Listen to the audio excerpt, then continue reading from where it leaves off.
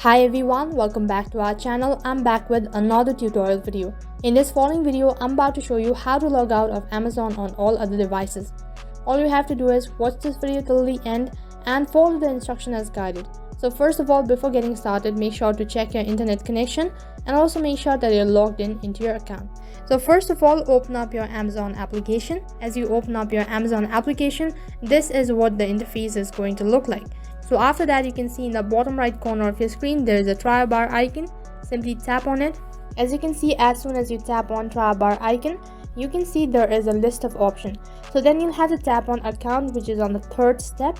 So once you tap on account, on the other page, there are multiple options. Now what you have to do is you'll have to look for account settings. And under this following option, you'll have to find manage content and devices. So you can find the option right in between. So all you need to do is just simply tap on it. After you tap on it, there is your info. Now what you have to do is you can see under the search icon, there are multiple options. Now all you need to do is tap on devices. So as soon as you tap on devices, you'll find all the devices that your account is currently active on. You can see currently my account is only active in one particular device. So all I need to do is just simply tap on it. In the right hand center, there is a confirmation. Make sure to go through it and then tap on deregister.